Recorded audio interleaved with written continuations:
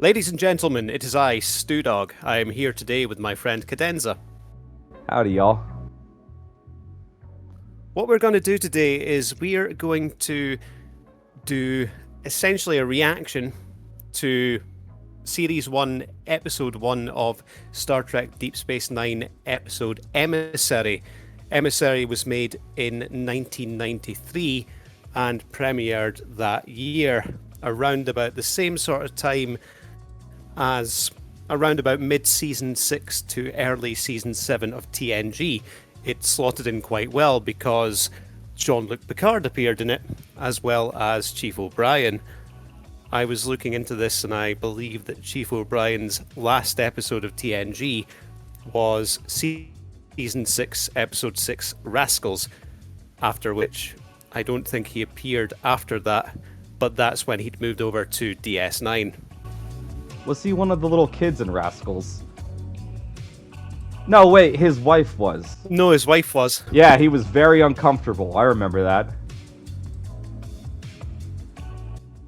Yeah, very. That was a really shady scene, like. Yeah, somebody snuck that in there somehow. But I did a little bit of looking about it, and I wanted to work out where it all slot about in TNG, and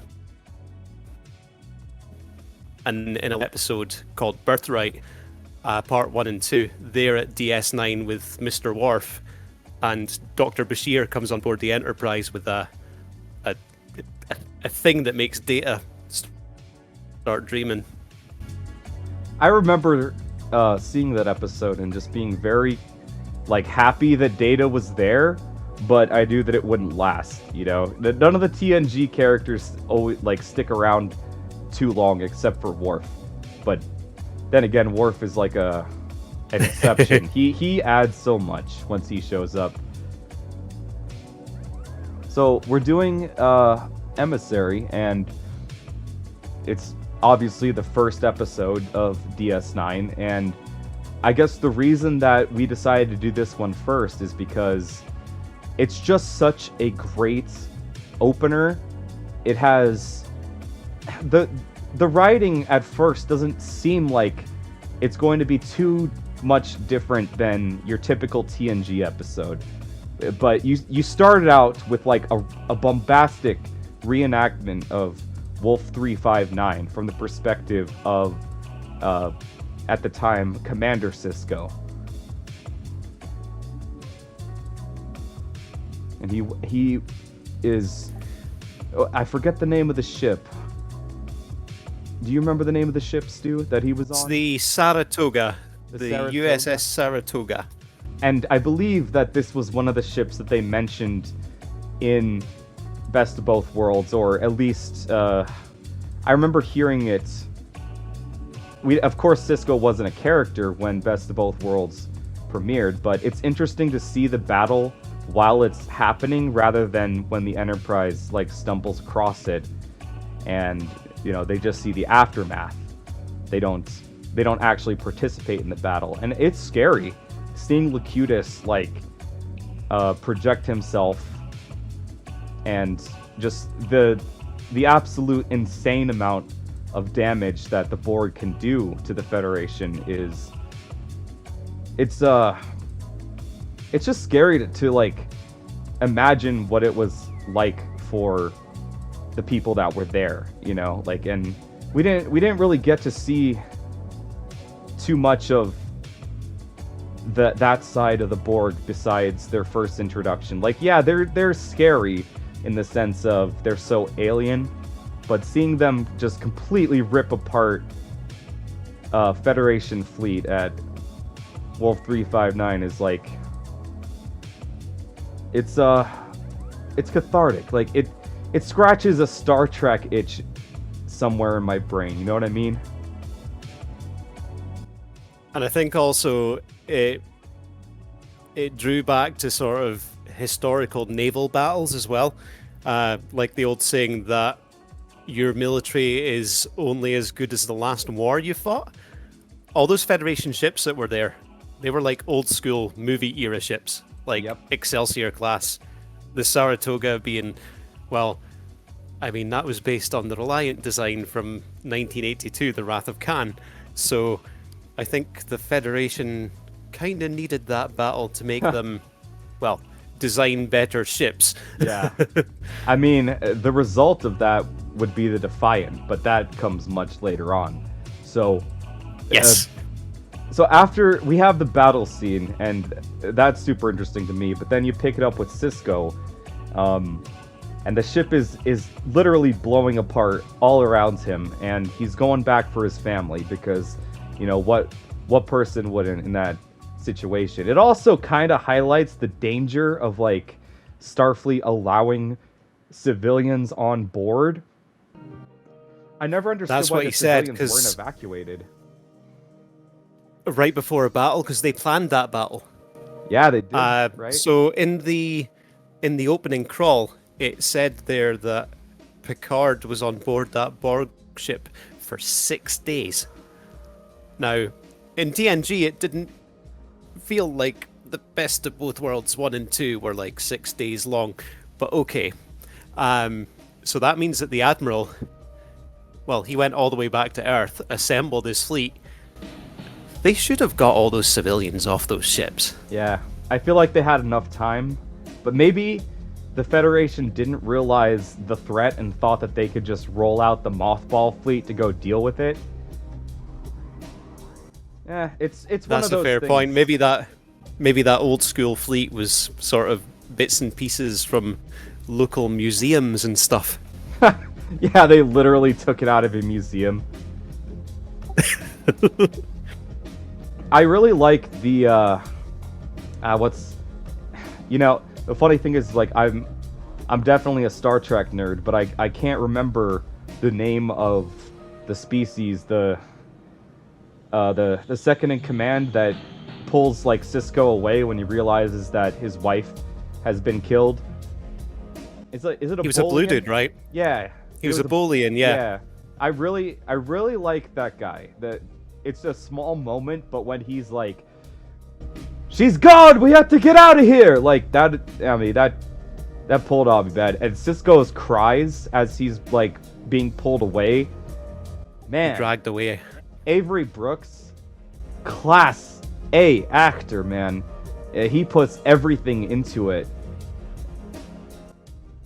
He can go through, like, you literally see every spectrum of that man in that episode. You see, like, bold happiness when there's the scenes when he's thinking about when him and Jennifer first met, and then there's just the extremes of the sadness and the anger there during the battle and later on in the episode as well.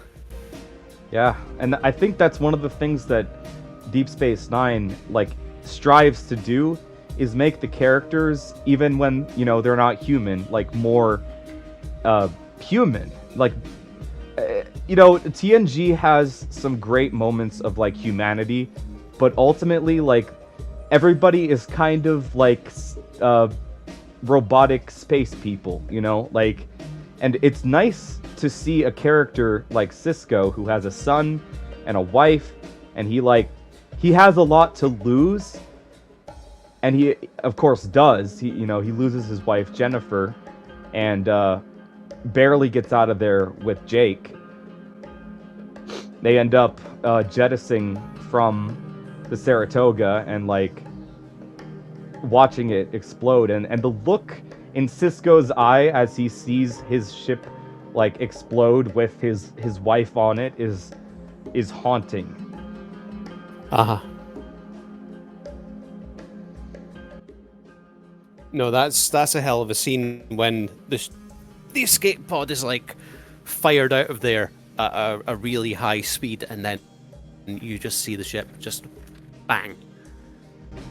Yeah, I think that what they were trying to say by having, you know, having it start there, like, it gives us a little bit of insight into Cisco's trauma and his, you know, later in the episode, his, like, kind of refusal to the, you know, the call, what is it called? The call of adventure, you know, the call of command. Like, he kind of struggles with the idea of it all being on him, because he's very hurt, very still, even though like it's years later and you can see that, you know, Jake has grown quite a bit, and it's like you still see that he is very much struggling with the knowledge that he lost his wife to Picard as Locutus at the time, and it's weird, right? Because if you come in from the Next Generation and you watch Deep Space Nine, like you're very familiar with Picard, and you probably like him a lot. And then we see this other side of Picard from Sisko's perspective. Like, you can tell that deep down he still resents him a lot, even though he understands that Picard had no choice in the matter. Like that scene where they meet for the first time, and Sisko is very much like standoffish at first, and then Picard is kind of like feeling him out, like why are you? And then he basically is like, yeah, we met in battle, sir. And then Picard's entire demeanor changes after that. Like he goes from being you know, like, have a pot of tea with me, Picard, to Commander, I need to know if you're gonna run this station or not. Like, he gets right down to brass tacks, because I feel like Picard is still struggling with the Locutus thing, because, you know, he essentially is responsible for the death of all those people, even though it's like they're kind of dealing with it in their own way. Like, both are dealing with the same inflicted trauma.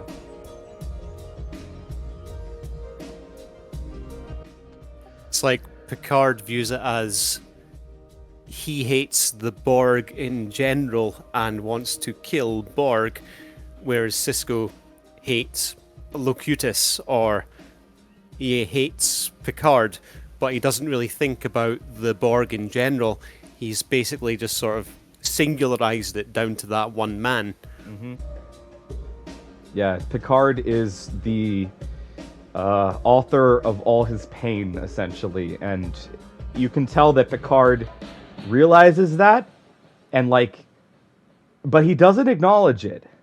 It's weird, right? Like, it is another moment of like humanity between them, where you would think that Picard would, like, I don't know, like apologize or something, right? But like, what is a man supposed to say when he's responsible for the death of another man's wife? Like, it's even you know, not by accident, but even though he was doing everything against his will, you know, he was a puppet of the Borg collective. But Sisko doesn't seem to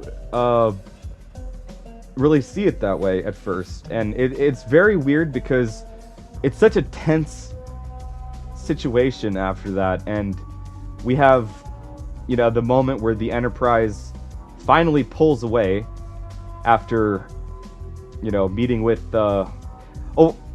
before we get to that, I'd like to when they start going around the station, so right, let's like, we'll skip back a little bit. So at the end of the scene with the Wolf 359, you get the crawl that says 3 years later, and that's when they get to the station. In the credits, I've noted this down, but I think that's the first time that you see the Runabout class ship. They're pretty cool. And in the credits,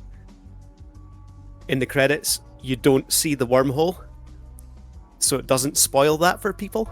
And I never noticed that in the first episode. Like, in the opening, it doesn't have the wormhole.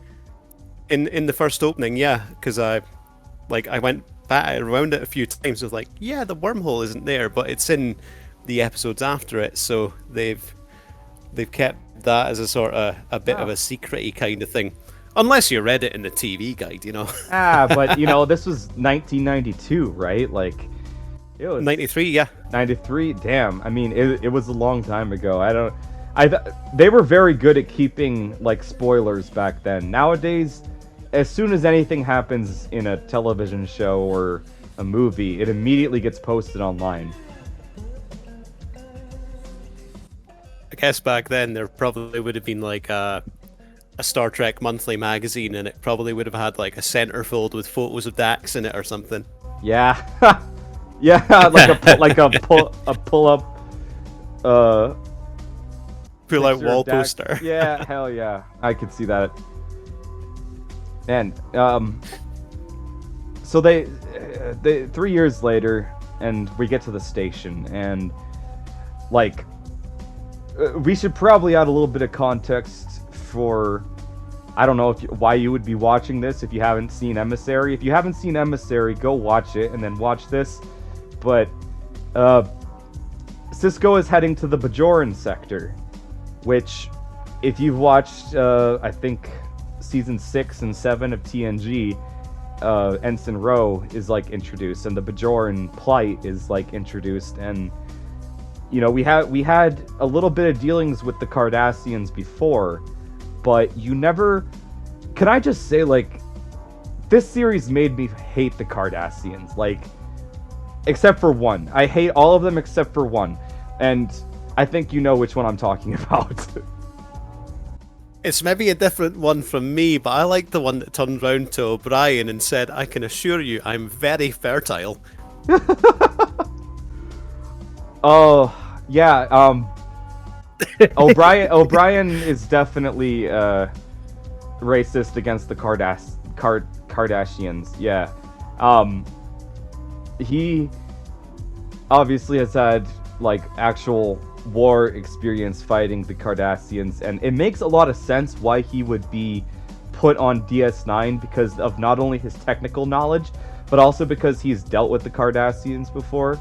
So like he kind of knows how they think, and you know he proves to be a valuable asset in more ways than one throughout the series. But when they initially get to this space station, like a lot of people probably watching for the first time, like they don't really get the station. I know I didn't really get it at first. Like I know that they were saying it was a Cardassian station, but I remember, maybe I just missed that or something, but on my first watch through, I was like, why does everything look so weird? Like, why doesn't Jake Sisko have a bed, you know? Yeah, it's just cushions in the corner of the room. Yeah, Cardassian architecture, it grows on me. It grows on me. When they walk onto the promenade and the place is just wrecked, and they bump into O'Brien, and he's going about with one of those brand new uniforms on, and like it's just all manky and horrible and disgusting, and sleeves are rolled up. Yeah. He basically says, like, when the Cardassians left here, they looted the place, they wrecked it, we've got security issues everywhere, people are leaving, things have been sabotaged, and there's been a lot of death as well. Like they killed people on the way out. They did, because they're assholes. But essentially, the Cardassians had occupied Bajor and the Bajorans for 50 years. And because of a lot of different pressure, they've finally left. And it's revealed over the course of the series, like, there were lots of reasons why the Cardassians left. But Starfleet sees this as an opportunity to get Bajor into the Federation, or at least get them on their way to becoming a part of the Federation, because at this point they are a broken people. They have been occupied for 50 years, forced into slave labor, all kinds of horrible like circumstances were forced upon them. They had no choice, and they know, like, a lot of Bajorans have grown up knowing how to fight, but not how to govern, which is why this council, what do they call it, the Bajoran, the provisional government that might just be a little bit more provisional than you hope it might be if it lasts till the end of the week.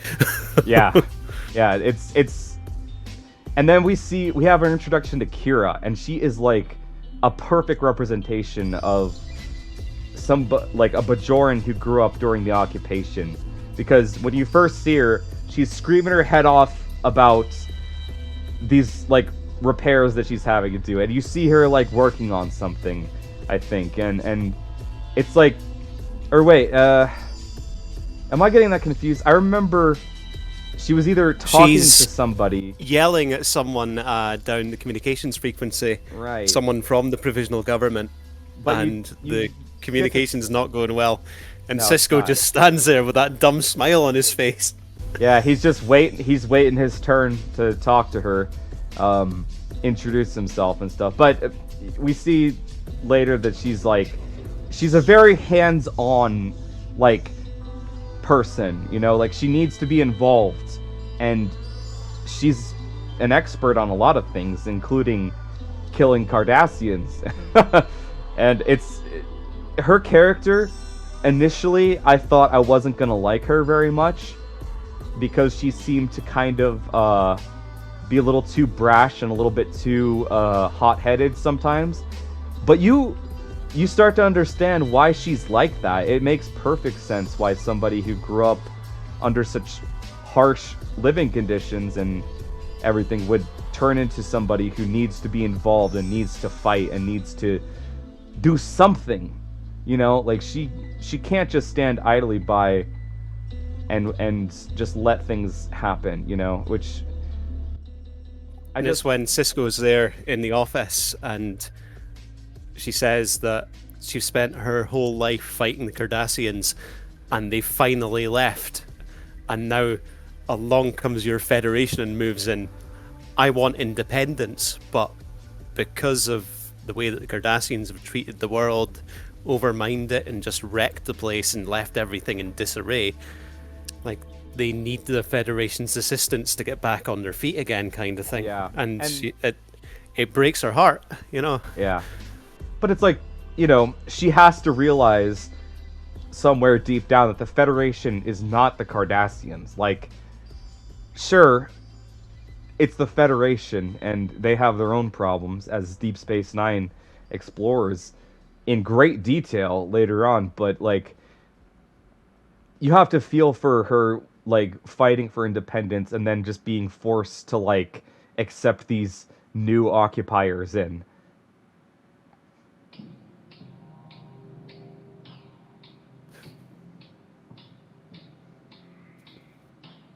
That's a heck of a word, new occupiers. And that's what they called it, the Cardassian occupation, but I don't think the Federation would want to be termed as an occupation. Nah, they were there in the spirit of friendship and cooperation. It's not an occupation, no. That's why they have a bunch of runabouts around the station and are like working on getting the weapon systems back online and stuff. But you know, you have to wonder in retrospect, like, did the Federation really have good intentions with Bajor, or did it just so happen to work out in Bajor's favor?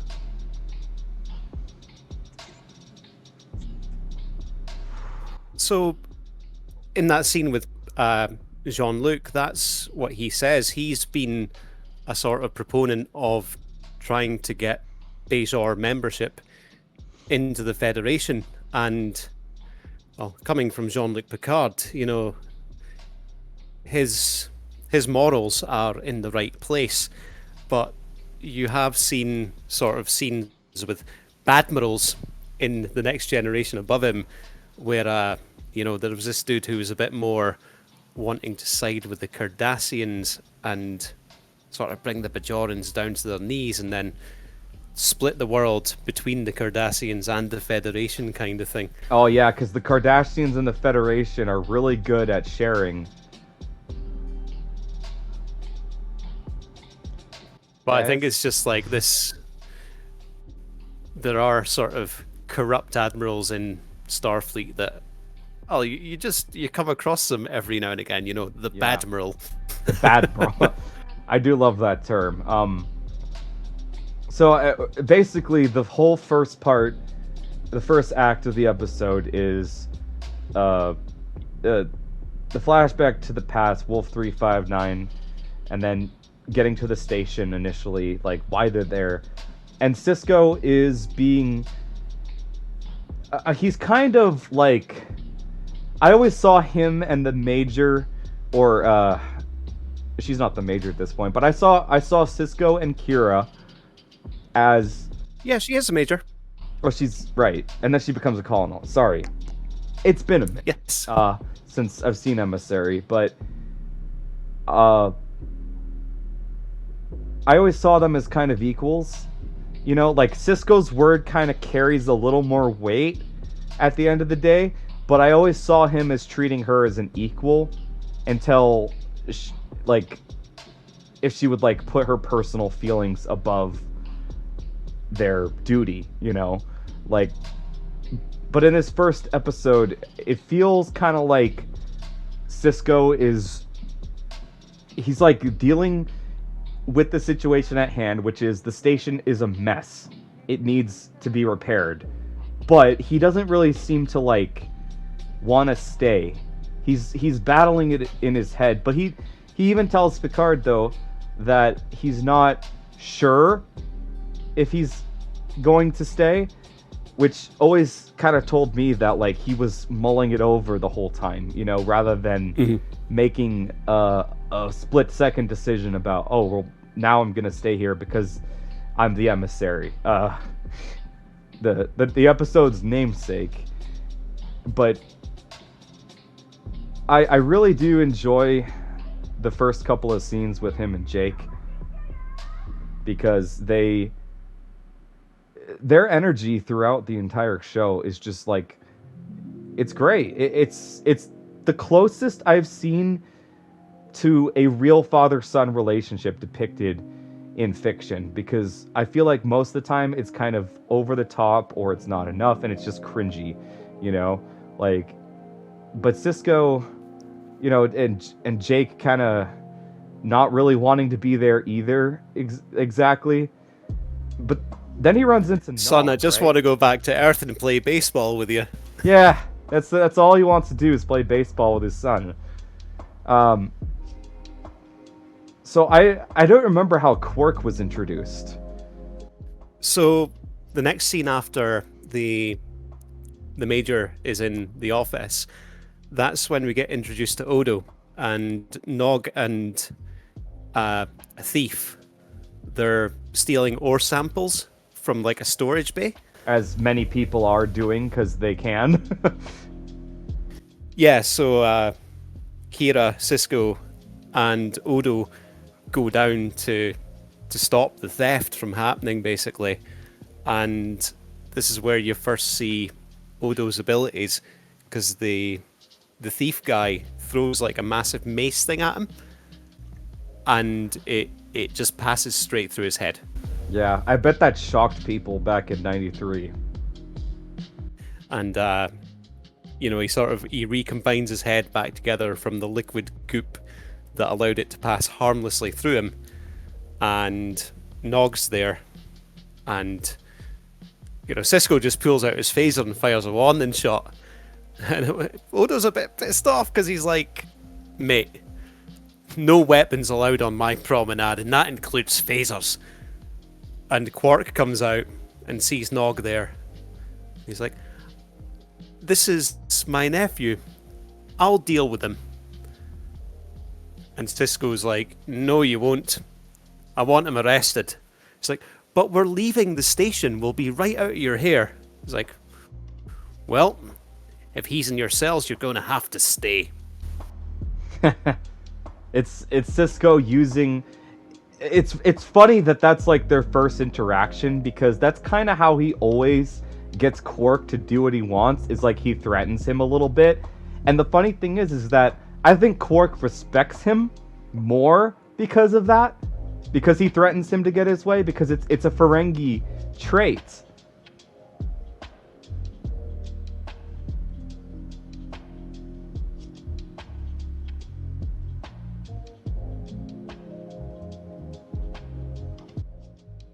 Hello, are you still there? Oh yeah, I thought I lost you for a minute. I was thinking the same thing.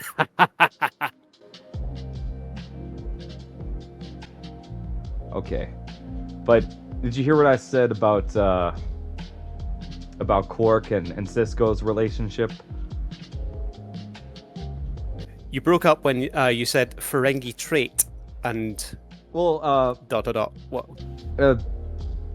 you know, Cisco threatens Quark, essentially, or kind of blackmails him to get him to stay, which is what he's trying to get everybody to stay and see that it can be safe again, because that's his mission, like, and he's gonna use whatever he can, but with Quark, he approaches it from their perspective of, like, I'm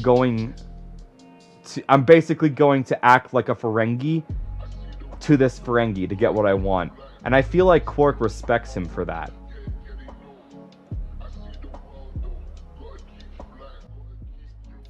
So the next scene after that one is the Picard scene. I think we've spoken most of what was there, but we're kind of going all Picard over the says place that a little bit.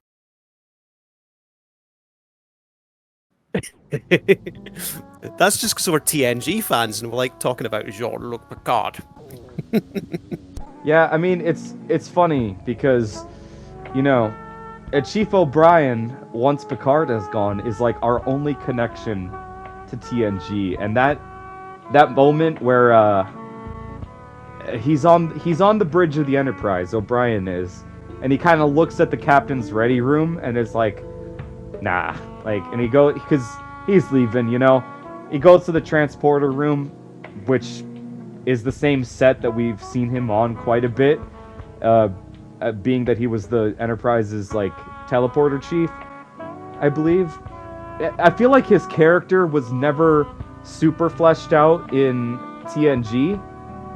We got to know a little bit about him and his wife, Keiko, but I feel like his character really gets a time to bloom in Deep Space Nine, and that scene where he says goodbye to Picard is just the best, because he's literally mulling it over in his head. And he's like, nah, I won't bother the captain. I'm just a lowly crewman. So he goes to leave, and then Picard runs after him and is like, you're gonna leave without saying goodbye? In so many words. I just think that's great. Transporter room 3 was always your favorite transporter room, Chief. Yeah, it's like Picard doesn't know what to say exactly, but he's trying. I called down here the other day asking for you without even thinking. Oh man, yeah, it's a little bit of a tearjerker if you're a TNG fan, because it's like, we say goodbye to the familiar, and now we're in this situation where everything is messed up. The station is a mess. Cisco's head is not on right. The Bajoran government is probably going to collapse any day now. And on Cisco's top of that, just like stood in front of Picard and like they're both really annoyed, and he's like, well, I want to resign and just go back into civilian service. Go back home, play baseball with my son. I just want to work at my dad's gumbo shop. Like, sits there in front of Quark and wants him to stay and become like the head of the promenade and a local community leader, whilst Odo just looks on stunned at everything that's going on. And Quark's like, me, a community leader? What? That's a lot of responsibility. No way. He's like, yeah, but people around here will trust you. and I mean, it's weird. Cisco seems to have the ability to kind of suss out people, and keeping Quark around at times might have been difficult, but it essentially saved their asses quite a few times because of his connections and his ability to do things like under the table, which they couldn't because of their, Starfleet or their Bajoran commissions. A bit too respectable. Yeah, by community leader, they really meant that, like, a community criminal. It's when Cisco walks out of the office and just leaves Quark and Odo sitting there, and Odo says something along the lines of, I never thought I'd like that man from Starfleet. Odo and Quark's relationship is the best, and we get a little bit of it in this first episode, but It's risky, Quark, but you're a gambler. Yeah, you definitely get the sense that they have, like, known each other for a really long time.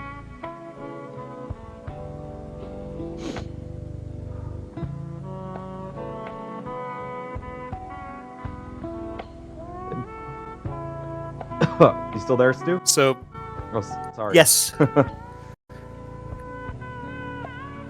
was kind of trying to gather my thoughts for a moment. That's why I wrote mine down. Yeah. So, Kira and Quark, they reckon that the Bajoran provisional government ain't gonna last. The Federation will leave, and then the sort of result of that will be a full-blown Bajoran civil war. But they reckon that the religious leader, Kaiopaka, could call for unity throughout Bajor, and as she's the head of the religion, they reckon that she's the only person who's got the power and clout to do it. And the Kai is essentially like the spiritual and political leader of Bajor. Like they're kind of like a pope with like real power. Like what they say kind of just happens. There's a whole like council of Vedics, which are religious people that are also in government. It's the Bajoran government is so confusing that I'm very surprised that it didn't immediately collapse. It's essentially a theocracy. It's almost like a British government. Oh, yeah.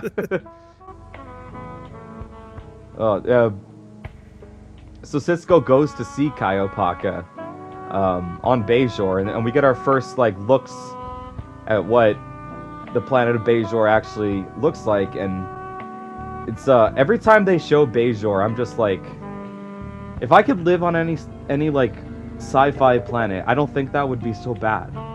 It's beautiful. Like it's a weird combination of like respect for nature, but also like temple buildings and stuff. Those buildings are beautiful.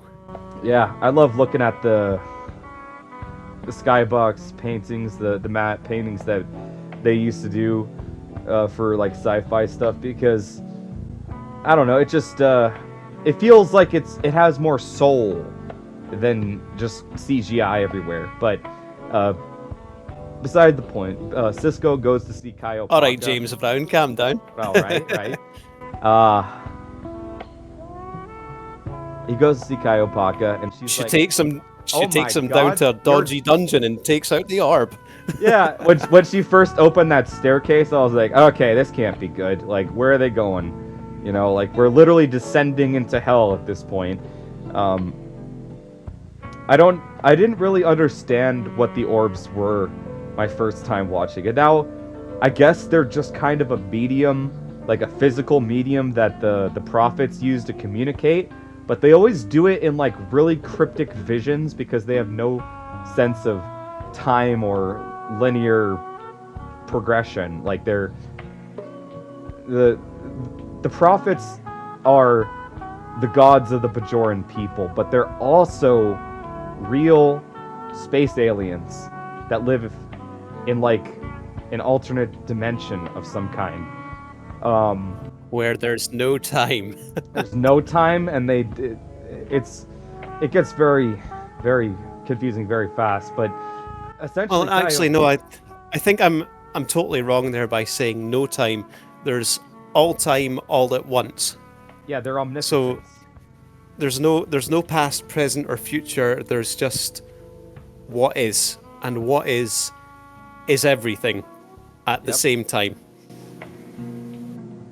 You kind of have to wonder if the prophets and the Q are like related somehow, because the way they describe their powers and time and like sense of everything is very similar, except the Q are kind of jerks, whereas the prophets just. I was gonna say that the prophets aren't arrogant. Yeah, they're really not. And in fact, Kaiopaka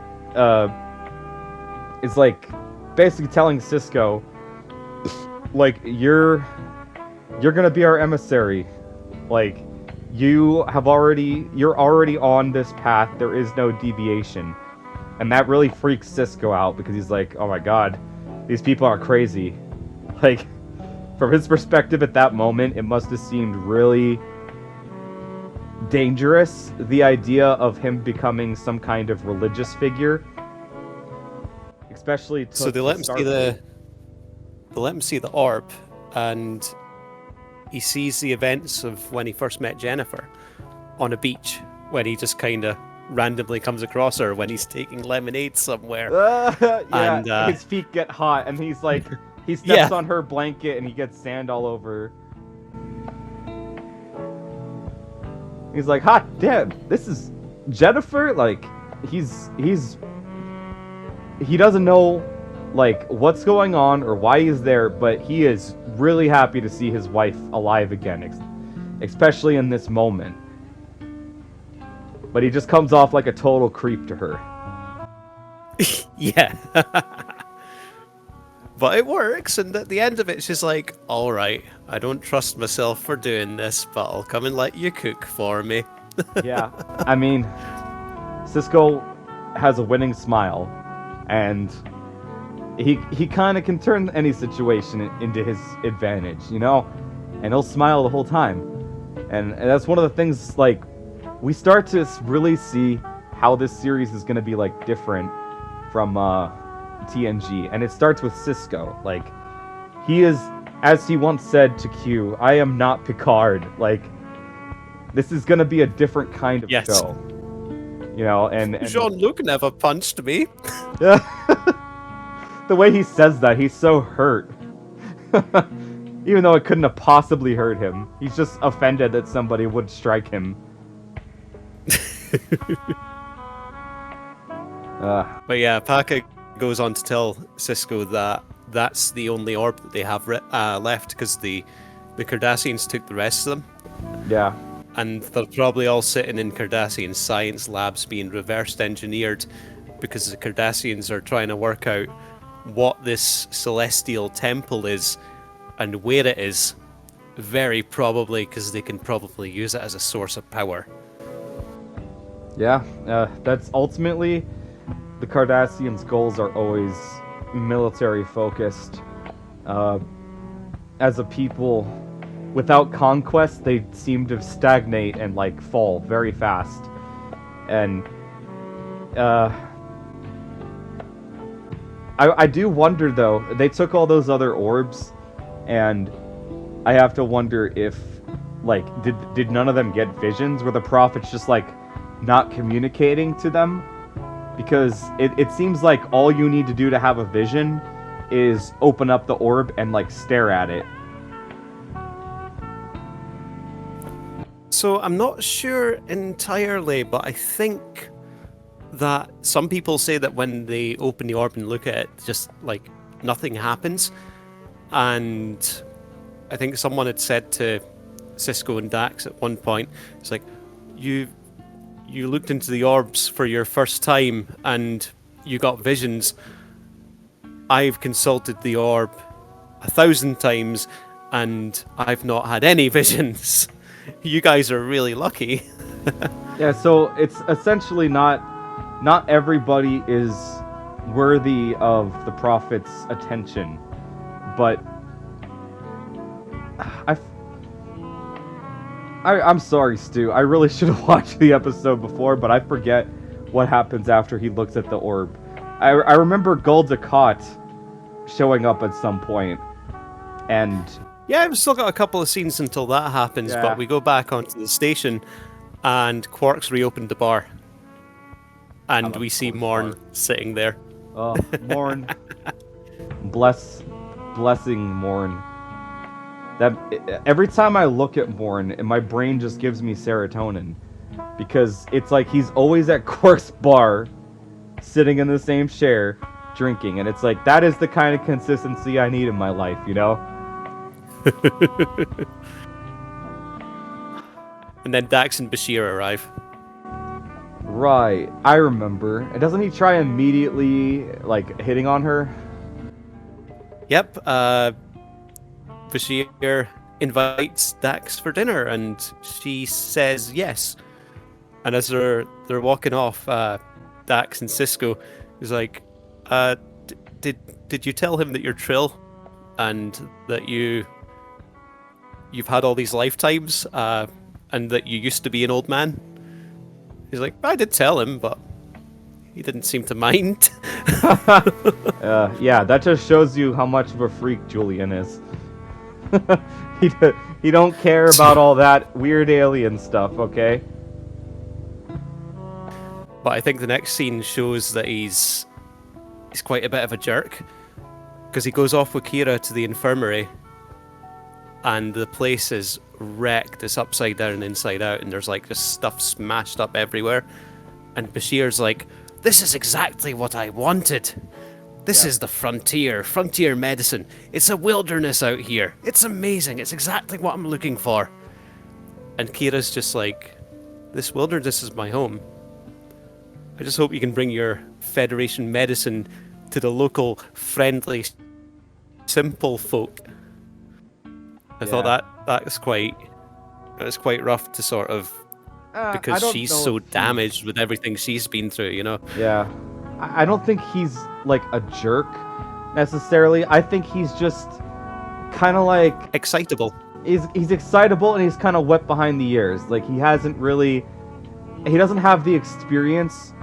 And like once he realizes like that he's offended her, you know, he very quickly changes his approach. But yeah, he definitely at first comes off as like, wow, what an arrogant prick. And you know, he kind of maintains that energy the whole time, to be honest. But Julian Bashir is an interesting character. Like I feel like in that moment, he was very excited, and he wanted to share his excitement with somebody, and he didn't really think about what he was saying or who he was saying it to. Uh-oh.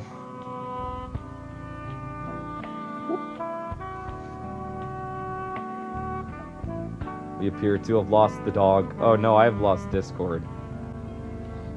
Hold on a minute.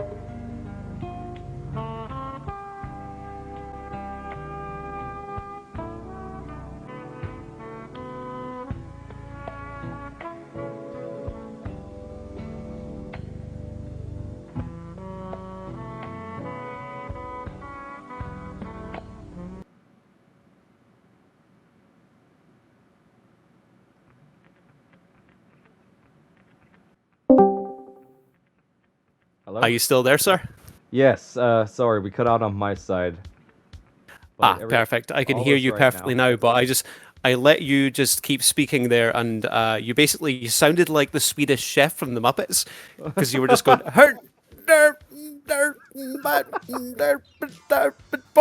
pork. I don't even know. I sincerely don't remember what we were talking about before we cut out. Right? So I made a little note here, and I just wondered how you would feel about this. But when he says like frontier medicine and that, it immediately made me think, wait a minute, is Deep Space Nine actually a Western? Now, bear with me for just a moment, right? Uh-huh. So like imagine sort of Western frontier town, sort of like sort of just being built up, and the wormhole is like a gold mine that they just discover, and then they go and stake their claim to it. Right? It's a Western, man. It is kind of a Western, if you put it like that. Yeah, and it's like a gold rush of people coming out there to go explore. Yeah, they want to explore, and they want to find the riches of this new area. Oh, one thing I wanted to bring up is like they move the station once the wormhole appears in front of it. Yes. Initially, the station was not where the wormhole is. It was actually in orbit, orbiting the planet. Yeah. And a lot of people forget that it was an orbital platform, and then they just moved it and like tethered it to, I guess, the wormhole's gravity. So it was for mining. They took the ore there, and then the Cardassians refined the ores. It made me wonder, like, the pads where the runabouts are? Yeah.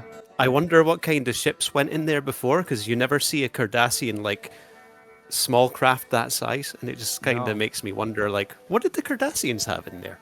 It was probably, like, I mean, every time they show that bay, it is, like, 2 or 3 times larger than the runabout, so... Yeah, so it's a little bit wider, but it's also a lot longer. Yeah, so I imagine they had some kind of cargo ship that was taking refined ore out and bringing it back to Cardassia and such. Which makes a lot of sense how Cardassia built up this large military force in like a relatively short amount of time, to the point where they can actually, contend with the Federation. It's something that doesn't get mentioned a lot, but they kind of appeared out of nowhere in the, like, at least from the perspective of a watcher. Like, you watch TNG and then the Cardassians show up and it's like they're this threat, but we've never heard of them before, And then O'Brien speaks about the wars, and Picard mentions when he was in command of the Stargazer, which is 8 years before the start of the Next Generation, that he had a run-in with a Cardassian ship, and he barely got away in one piece. Luckily, the Stargazer was pretty fast compared to the ship that attacked him. Yeah. But he ran.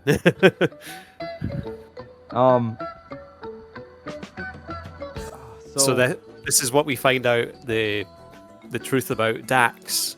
So she takes that orb to the science room and, like, she opens it so the scans can be done, and then she gets her vision, and it's of the symbiont being removed from Ben's friend, the old man, Curzon? and then put inside her. Yeah, Curzon Dax. Yeah, no. That's one of the few looks that we get on Curzon, and it's really interesting that they included that scene. Did they think that audiences just wouldn't, like, understand what a trill is? So this would have been our second time seeing the Trill. The first time was an episode of TNG. There was a Trill ambassador, but he wore different makeup, and it was a sort of different idea. I don't know if you saw that one, but he gets badly injured, and he'd also been having a bit of an affair with Beverly. I do remember that, actually. I don't remember the symbiote, like, really being explained super well. They were just like, yeah, they're a dual life form, and they have this weird slug inside of them that carries the memories, and I guess it did, at the time, require a little bit more explanation, but it's interesting that Jadzia gets a vision, because she's the one that accompanies Sisko, like, into the wormhole later. Uh-huh. It's almost like the prophets were like, they already knew that You're going to be coming along as well. Yeah, exactly. And she does play a very pivotal role in a lot of it. So, even though she doesn't get to be the emissary, you could say that Jadzia is kind of, like, touched by the prophets too. So the next scene after that, and I mean, we must be prophets because we're doing things like sort of non-linearly. Yes. And I sort think of out it's of very, time. I think it's very appropriate. Very appropriate, isn't it? Yeah. But we went over the scene where O'Brien formally leaves the Enterprise. But something that I've got noted down there is that he's back wearing the old school uniform again. Really? Maybe he had a spare. It's dirty. Like, say, when I watched that, I was like, I wonder if at the very start of it, because Ben was wearing the TNG style uniform. I was like, I wonder if O'Brien was wearing, like, the old school uniform at the start, and I went back, and I was like, no, he's wearing the new one, and it's all manky, and he's got his sleeves rolled up and everything. looking like typical O'Brien. But yeah, he'd put the old school uniform on for that scene. Interesting. I've never noticed that before. What do you think about the new uniforms? Just as a side note. Yuck. Yeah, they're not great at first. I think they get better over time, though. They kind of They're just a bit too utilitarian looking. Yeah, I feel like Deep Space Nine, for all its like grunginess and kind of realism, it kind of is responsible for making Trek look less than perfect. You know what I mean? Like the way the Enterprise was like a hotel, like a luxury hotel. Deep Space Nine is a mining platform. You know, it's an oil rig essentially. Yeah. Essentially, yeah. It's very utilitarian, and I think it makes sense that the uniforms had to change a little bit with that, because you don't want everybody to just be wearing bright ass pajamas all over the place. But it would have contrasted very bad, I think. Still, yeah, I don't really like them. I think they do get better, but I really hate when it just goes full gray with like the colors underneath as a shirt, you know? Like, I don't like the full gray look. I actually rather liked the that First Contact style uniform. I did commission an artist to do a piece of art for me where my dog is wearing something similar to that. Oh yeah. But it's like a full picture. It's not just like a sprite. Well, that's the thing, is like, ultimately I guess it is up to the viewer to decide how they feel about it. And it's just a small detail. I feel like even though I don't like these style uniforms, I do like them better than season 1 of TNG uniforms, because those were like literally pajamas and they looked very uncomfortable. Oh, the horrible one. The horrible. Oh, everybody's nipples and curves and whatnot were just poking out all the time, and it was very distracting. Yeah, and Patrick Stewart's sciatica was absolutely screwed over by it. Yeah, I think that's why he was like, yeah, I'll come back for Star Trek Picard, but I'm not wearing a uniform.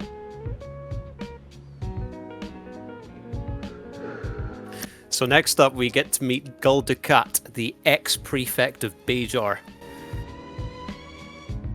He was the big boss when the occupation was going on. So he's obviously been sitting there on the Cardassian side of the border, probably like in a little nebula, just, sitting in his observation room with a telescope pointed at DS9, waiting for the Enterprise to leave. Yeah, he is. He doesn't want any of that smoke. He doesn't want to mess with the Enterprise.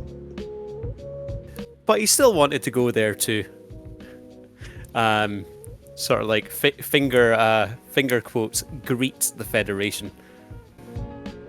Yeah, Dukat always obfuscates what he's actually doing with like official delegate business or whatever, because, he's a slimy little weasel, and he's never upfront with his plans, which I appreciate in a villain, but man, you just love to hate this guy.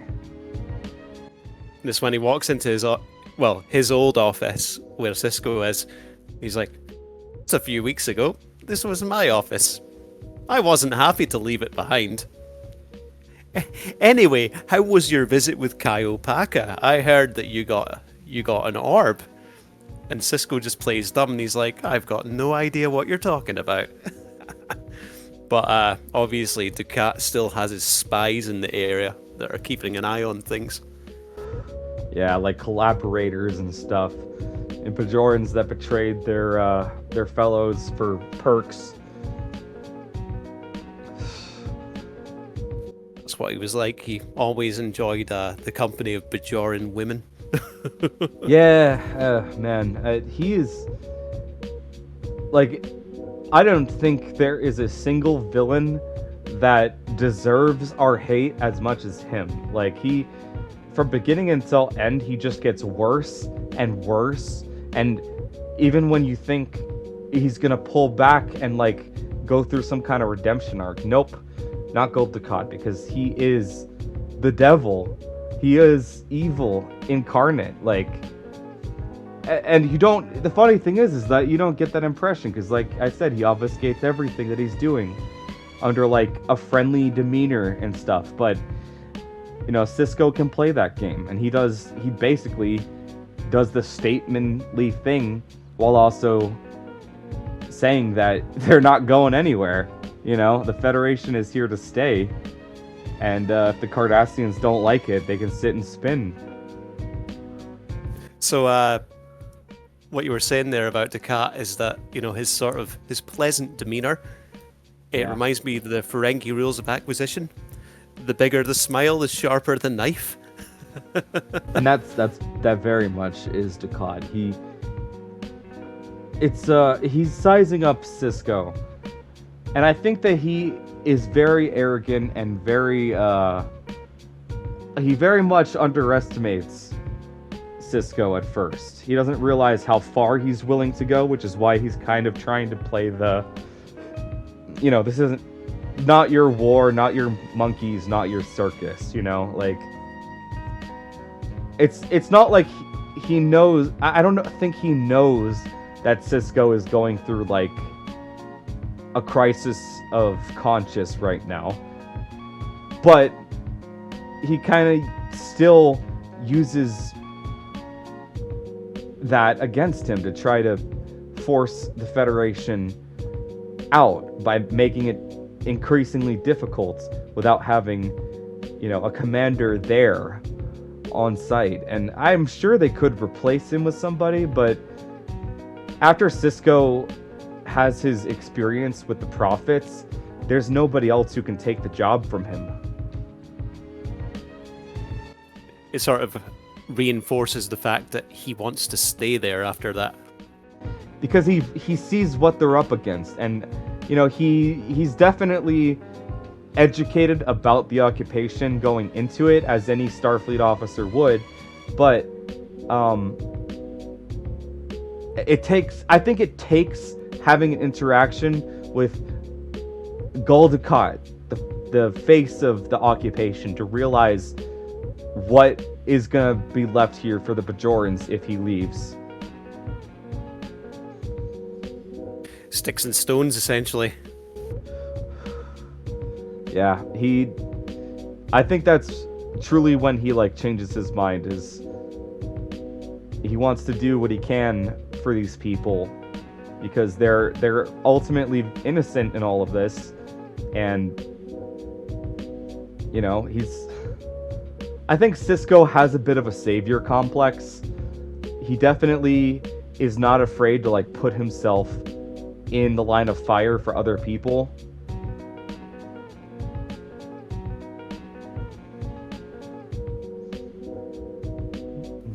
That's the thing, he is a good guy, and he'll always stand there in defense of people. Right. And that's what makes him such a great captain to watch, is that he represents all those Starfleet ideals, but he's also a realist, and he's a pragmatist, and he's just, his humanity like shines through his actions, where a lot of times with Picard, it kind of felt like he was always on guard against seeming too human, you know, like he kind of had to project this image of strength for his crew, which makes sense. But as you know, the thing is that Picard could win battles without firing a single shot. Yeah, he was always the negotiator, whereas Sisko, well, he's not scared to break out a phaser rifle if he has to. No. It's a very interesting dynamic. Right off the bat, we have a very interesting captain that is very different from what we've seen before. And, you know, the setting up the antagonist of the series, Gul Dukat, Like, it really hammers home just what this series is gonna be about. Like, it's focusing on Bajor, the Cardassians, Deep Space Nine. Like, it's not gonna be so much of a trek across the stars. There's times when we do venture out here and there, but mainly, like, everything is kind of showing us that we are kind of gonna be stuck here. You know what I mean? So next up, we've got Dax finding out where all the orbs came from and managing to triangulate a position of them. But the only issue with getting to the location that the orbs came from, a place called the Denorius Belt, is that there's a Cardassian warship sitting right outside the station, and Cisco has allowed the cat to bring his crew on board to go and visit Quarks for a while and enjoy the holo suites and the gambling tables and the beer. Yeah, it's kind of strange. So how are you going to sneak one of your little Federation runabouts past a warship like that to go on a little exploration mission?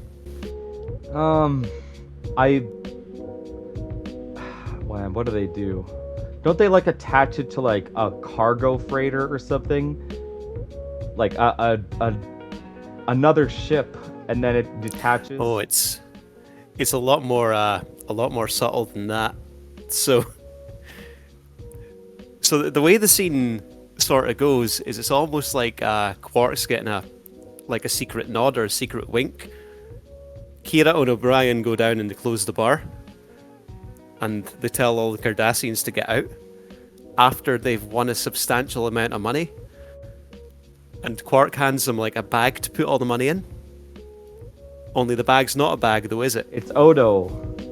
Yes! I don't know. I must have mistaken it for another scene, but Odo gets on their ship and, like, shuts down their sensors for a minute, right?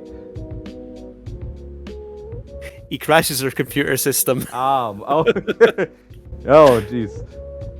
But being that all the Cardassians are, like, kind of drunk anyway, you know, it could have been anything that happened there. So Cisco and Dax managed to sneak out on the runabout, and O'Brien's having major issues getting the Cardassian transporter system on the station to work. So, like, he puts the boot into it and it just suddenly works, and he manages to beam Odo back. Yeah, he's like getting real frustrated. He's like, oh, why don't this thing freaking work? And hits it. Oh my gosh. This is the guy who we've only seen as, like, a transporter chief for the last, 5 years on TNG? Yeah, and it goes to show you that they're working with, like, unfamiliar hardware, and it doesn't really work with the Federation stuff super well. So it's like, I feel like percussive maintenance. Yeah, they're kind of the underdogs in this situation, and it's weird because Deep Space Nine is like an open port, right? So, like, anybody can go there, despite all these, like, powers and what have you that are conflicting interests. Like, so it's not unusual for a bunch of Cardassians or Klingons or whatever to just show up, and I think that's what makes the show really, really shine, is that, well, anything can happen. Anybody can show up at Deep Space Nine. It's an open port. Romulans! Yeah, even Romulans. And nobody likes them. But they're welcome there because it's essentially just an open port for anybody to come, get repaired, have rest, leave, you know, like, trade. It's very different than the Enterprise, which is like, you know, a military yacht on steroids. Like, but yeah. So Cisco and Dax are in the runabout, and the Rio Grande, because they're all named after rivers. Oh, I doesn't the Rio Grande get destroyed like a couple of times? I feel like they all get destroyed a couple of times. I can't remember, but there is an episode where Kira remarks on the destruction of one of the runabouts, and she just says, "You know, it's a good thing that Earth's got so many rivers." So they're heading towards the star. Or it's not a star cluster. It's a nebula. Yeah, it's a belt of hazardous space. So Right. they don't say know that exactly what's there.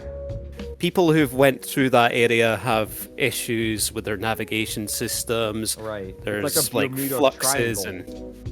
and yeah. So people tend to avoid it. But little do they Yeah. know it's actually the home of their gods. So they're going along and everything's fine, and then just right on top of them, boom, the wormhole. They lose contact with the station, and when they come out the other side, they are at the Idran star system in the Gamma Quadrant, and their scans reveal that the wormhole has been there for at least 10,000 years, and it seems to be quite stable. The first stable wormhole ever discovered. I bet Voyager would have liked to have one in the Delta Quadrant. They got thrown to the wrong side of the galaxy. Yeah. Oh. You know, we'll get to Catherine Janeway one day, because I got some things to say about stranding your crew on the other side of the galaxy for a bunch of strangers. But regardless of Voyager, which we could write up a whole prosecution sheet for her. you know, it's funny because I recently started watching it again, and like I just found myself like getting angry at the first episode, and I'm like, this is the total opposite feeling that I got with Deep Space Nine. Like, I really like Emissary, because everything up until they get to the wormhole is just pure character, like, writing. Everything is like, it's perfect. You get a sense of who everybody is, why they're there, what they care about, and I can't ask for much more than that from a pilot, you know. But once they get to the wormhole, that's when I don't know. You've pretty much been introduced to all the major players of the story and the major factions as well, the Bajorans, the Cardassians, as well as the sort of the background of the Federation as well, and how the Bajorans feel about the Federation being there, which is, oh no, not another Cardassians kind of situation. Yeah, they're definitely afraid that the Federation is going to turn out to be the Cardassians, because initially when the Cardassians came, they came as friends as well, you know, and then it quickly devolved into the occupation of Bajor for 50 years. So you can't blame them for being on their guard, especially Kira. But when Dax and Benjamin get into the wormhole, or they return from the Gamma Quadrant, they're trying to, you know, go back and see if they can go back, obviously. And on their way back, they lose all acceleration, and everything just goes white around them. And shit gets real trippy. Yeah, it is trippy, but it's, when describing what a non-corporeal space would be like, I'm not really sure how you could do it justice on TV besides making it kind of abstract and just this white void of lights, you know, essentially. And it's when Dax and Sisko are standing there, and I think it's like reflecting their personalities back at them. Sisko sees this rocky hellscape with lightning storms and stuff, and Dax sees a beautiful garden. Yeah, and they're like, "What? That's not what I see. What the heck?" They're both what having he completely says, different experiences. Yeah, what she sees is a garden, which is representing kinda almost like her becoming Jadzia, like a rebirth, new life, where Cisco sees a place where sort of life doesn't survive, sort of making him think of, the death of his wife and that. Yeah, it's a representation of like where they are currently in their own minds, which I think is a really cool idea for having these non-corporeal aliens. Like, I'm just happy that they didn't end up being a guy in a rubber suit again. Like we've had enough. We've had enough. Okay, there's quite a few, and the fact that the prophets take the shape of people that whoever they're talking to knows is like such an interesting detail, because they essentially kind of wear the forms of your loved ones to speak to you. But because there's so many of them, and they're like, they don't really understand, talking, communication, they don't understand anything about us, like corporeal beings, right? Like people that live in linear time that are made out of matter, like they're a totally foreign idea to them.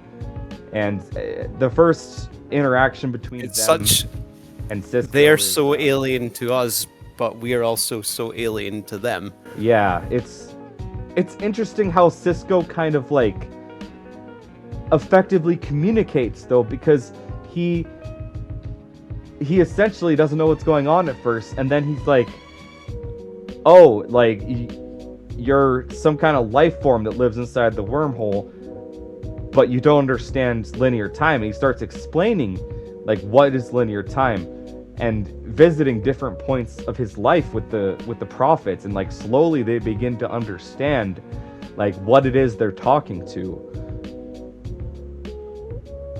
So there's like this thing that shows up that it looks like an orb, but it's not an orb, and it zaps them. And it takes Dax, and it returns her to the station. But like it travels through space, gets close enough to the station for O'Brien to beam it back.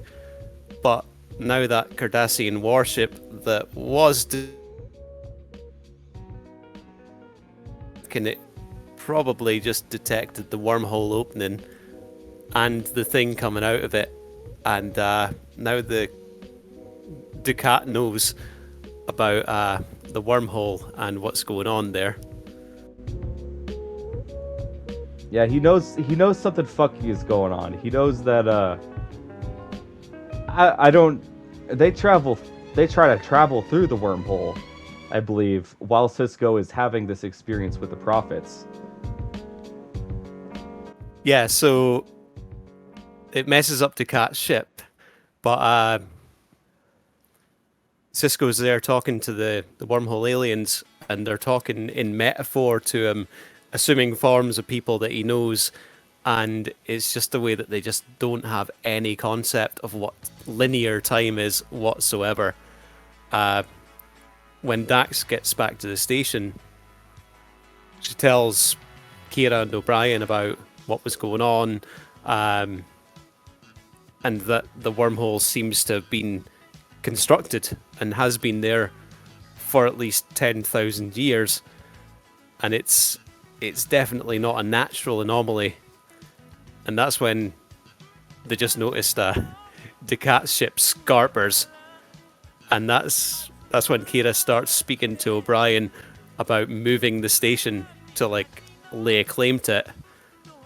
And she says that the only way that we can make a claim to it really is that we'll need some help from the Federation. Do you think you could hail the Enterprise and get them to come back?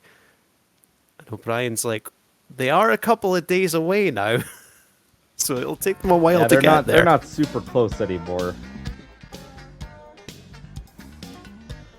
But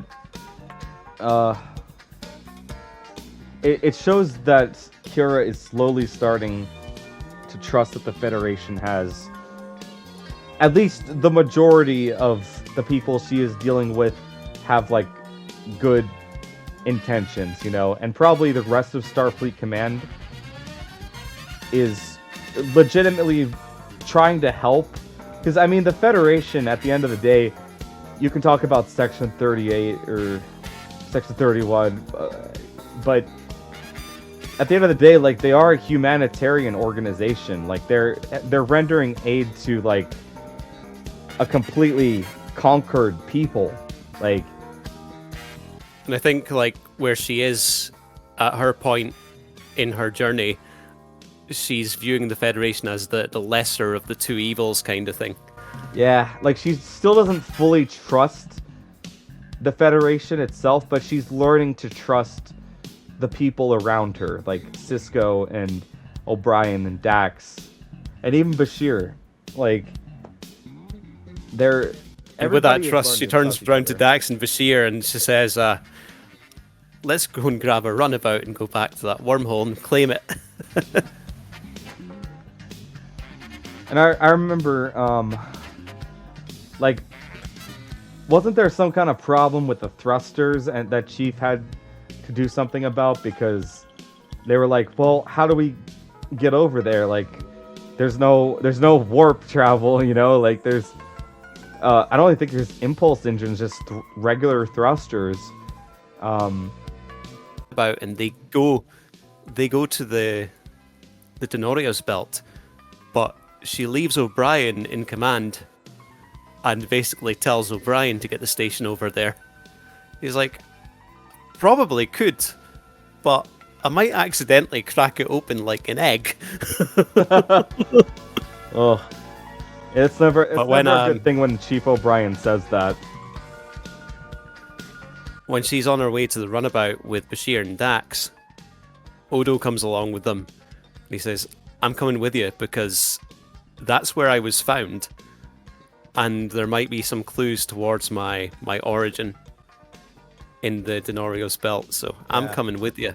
Very early teaser of, like, Odo's motivation and his deeper backstory, you know, like, because everybody around Odo, like, they act like they know him, but nobody seems to know what he is. Not even him. He was just a small puddle that was found by some doctor one day who performed horrible experiments on it and found out it was alive.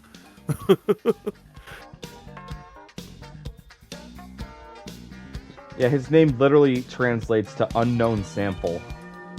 That's right, yeah. Odo Ital, unknown sample. So, Cisco's first sort of conversation with the wormhole aliens, it doesn't go well. And they're like, we want to destroy you. And then he begins to introduce them to the terms of experience and how sort of linear time works, but they're still quite skeptical.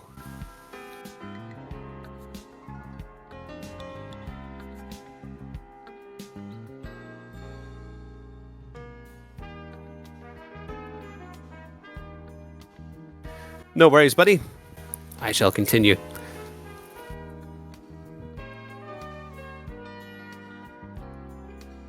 So O'Brien gets left in command of the station, and he manages to begin slowly moving it, but he ends up getting in a fight with the Cardassian computer system. The computer system telling him that moving the station is not recommended. To which O'Brien just tells the computer system, I didn't ask for your opinion. They manage to get the station out of orbit, and they don't get very far before the computer system starts trying to shut down the engines and shut down his idea of moving it. But he manages to override the systems, and he stabilizes everything, and he manually manages to drive the station to its new position. And then at the very end of that scene, he just says to the computer, me and you need to talk.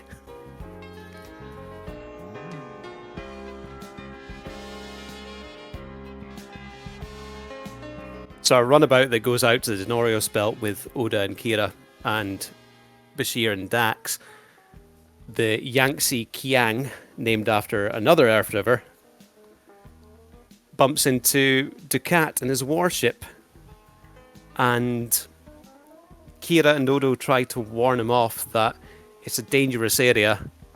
They've lost Cisco's runabout there, and they don't recommend that he takes his warship any further.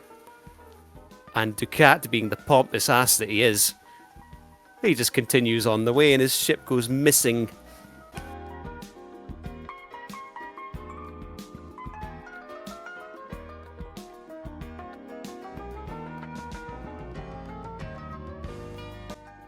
You're all good, man. Are you back online?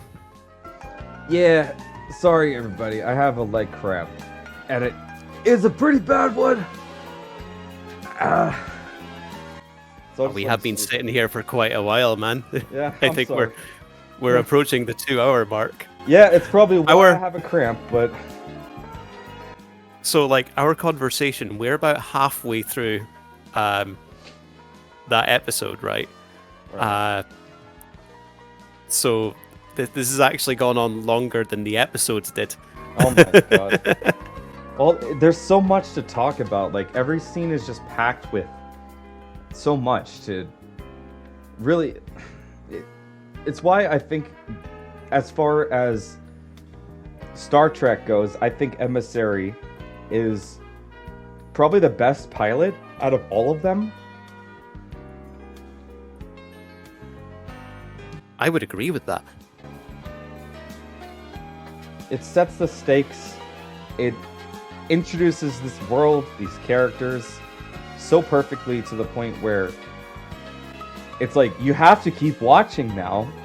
You're invested, you know? Like, and as far as pilots go, I don't think... I mean, I was... You want to talk about TNG, like, an Encounter at Farpoint. Really interesting concept for, like, a first episode, but kind of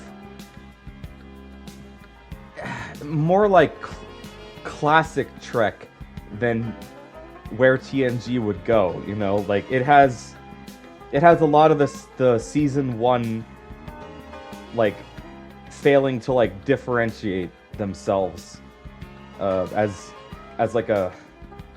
Like, why have the subtitle The Next Generation if it's just going to be kind of the same formula? And it makes sense because Gene Roddenberry was heavily involved with season 1 while he was still alive. Voyager, the first couple episodes, I couldn't tell you, like, the majority of what happens in them. I remember a guy with a banjo, and I remember a blob, and I remember them getting stranded in the Delta Quadrant. But as far as, like, grabbing my attention and keeping me invested the whole time and making me want to watch more, I think Emissary does a better job. That's the thing with Encounter at Farpoint with TNG, is that it's basically just an Alien of the Week story. Yeah, it is. Like, it doesn't more than that, really but... set up... Oh, it sets up Q quite well, yeah. But it doesn't really set up the new 24th century and, you know, what things are like there. No, they just have the Enterprise, except it can split into 2 Enterprises now. We'll have to talk about Encounter at Farpoint. I feel like, looking at that now, I'm probably being a little bit harsh because we're talking about Emissary, you know? Like... And that's the thing with TNG, it's almost like if Encounter at Farpoint is an egg, that's a show that blows into like a full-blown eagle of a show. Yeah, later on. And I think that's why a lot of people say that Deep Space Nine is like the superior Trek show, because while it's not absolutely amazing the entire time, it tries different things and it succeeds at a lot of what it tries to do.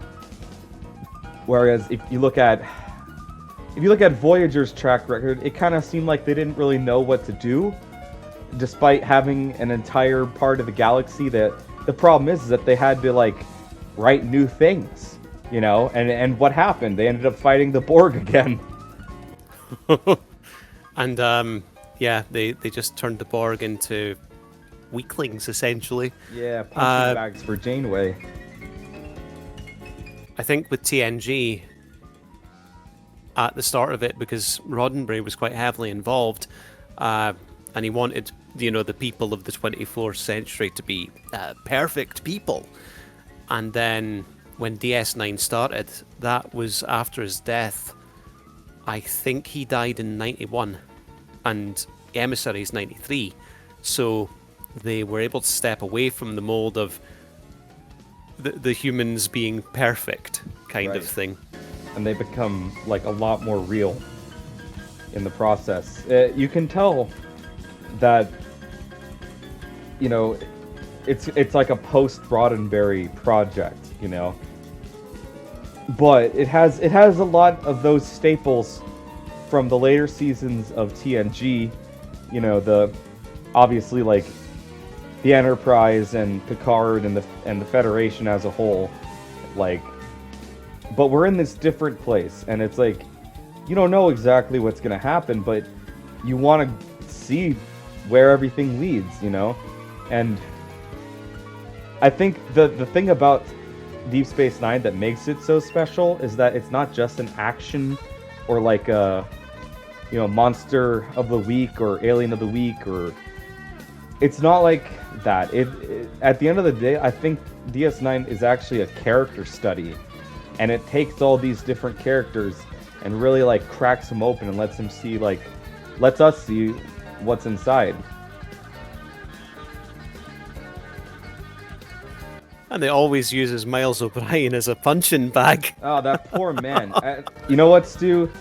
We should do a compilation video of all the times that Miles has either gotten punched, shot, imprisoned, or just generally, you know, treated badly by the writers. A brain implant that has a prison sentence of like 20 years put inside him, and he's only been sitting there for 5 minutes. Oh my god, we have to talk about that episode someday. That is one of my favorite episodes.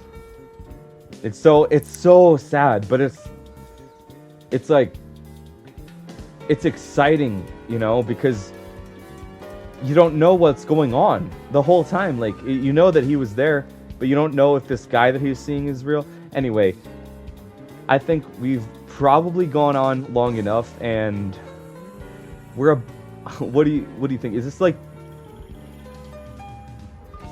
like the end of the first episode of Emissary, or have we covered episode 1 and 2? Well, we're getting through. So I've got 7 sheets of information in front of me. We're on the 5th now. So okay. Well, but I tell you what, I'll turn it over to you for now, and I'll try to not go in and be as excitable like Julian Bashir. No more frontier no more frontier trekking for you. Oh, this is new to me. Yeah, this is the frontier of content here, everybody. I don't know what I'm doing. So our next scene, we got Sisko sitting there explaining to the aliens about how his memories of Jennifer is a part of his existence, and he's sitting in this sort of, it's like a meadow, and there's like kids running about and playing, and it reminds him of when he was talking to Jennifer about having kids, about having Jake, and the scene's quite peaceful, and the aliens say that this is a part of your existence and you exist here. And the aliens get that and understand it. And then they show him the battle with Jennifer lying dead and Jake there in the corner. He goes, but why do you also exist here? And that's It was quite a sobering and quite a saddening scene. That like, oh, we get happiness. Now you need to tell us about sadness and anger and hate. Yeah, they don't understand. So the Cardassian ship gets thrown out the other side of the wormhole into the Gamma Quadrant, and it's literally just you just see a scene of it going through the wormhole and just being thrown out of the other side, and then it's back to Sisko again, where he starts explaining that these are all parts of his experiences, and it's how time works, and it's about the future. But the aliens say, how can you be held accountable? Because they have this concept that they understand how everything works, so it's almost impossible for them to do something wrong.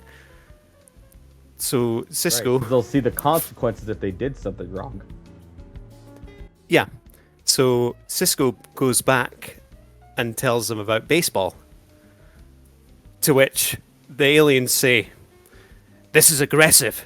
This is adversarial.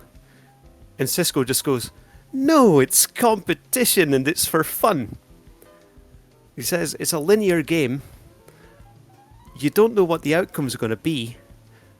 There could potentially be thousands of outcomes.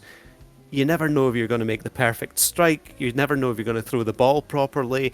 You never know if you're going to hit it.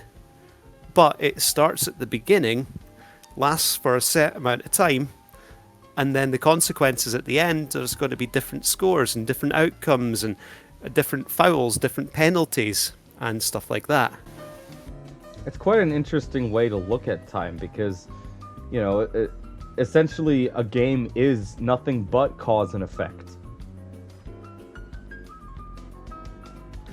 And he sort of brings that back to the sort of Starfleet mantra of the unknown defines his existence and that he's an explorer.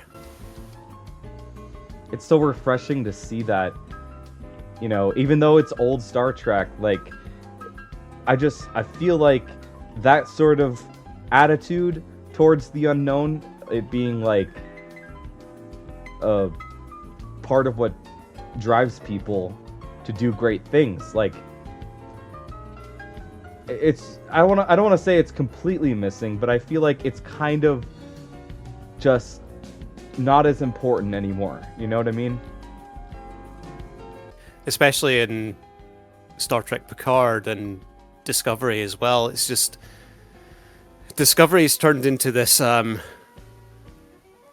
well, in the first season, it was a Klingon war. The second season, it was, oh my god, there's this thing that's going to destroy the universe. The third season was, oh my god, there's this thing that destroyed the Federation. The fourth season was, oh my god, there's something that's going to destroy the universe. That fatigues me. It's like, Stop having all these universe-ending threats. Not everything has to destroy the universe for it to feel like it's important. Like, this whole experience that Sisko is having is essentially just him trying to deal with his grief. And it's so impactful.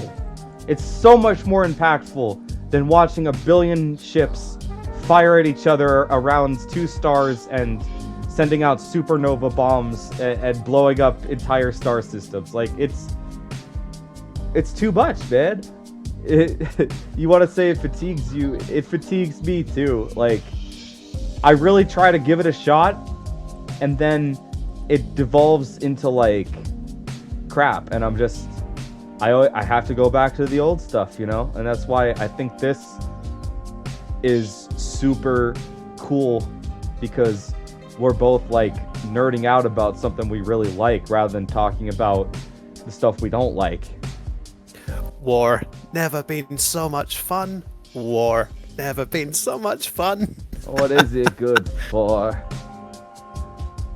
It's apparently, according to Star Trek Discovery, it's good for ratings? I don't know. Why is there always a war? Isn't it? It's called Star Trek. Did they get that like confused? with that other saga. Yeah, that other sci-fi saga that we don't talk about. So going from one series about wars to another madman who's hell-bent on potentially starting a war. So the good news is that Chief O'Brien has managed to move DS9 all the way from Bajor to the last known location of the wormhole. And Kira, Dax, Bashir, and Dodo are back on board. And the bad news is that there's a Cardassian called Gul Dukat who's got a flotilla of 3 ships. And he's crossed the Cardassian border. And he believes that DS9 is responsible for the destruction of Gul Dukat's ship. And Kira tells him the truth and says, "Nah, we found a wormhole," and his ship went into it, and then the wormhole just kind of disappeared, and now we're not able to open it. And he's like, such a lie. That's no, you're pulling it out your ass. That's a lie. He's like, no, it's the truth. And he just closes the hailing frequencies, and she's like, O'Brien, go and spread these particles across the station so that the Cardassians can't scan us and they can't see our defensive systems, which are barely existent. He's like, and put the shields up. And he just goes, what shields? Yeah, they're basically bluffing their way out of it because they have nothing. But they make it look like they have 5,000 photon torpedoes. Yeah, so basically they speak to Jasad and he orders their surrender. And they're like, yeah, we're pretty much defenseless, but we won't let him know that.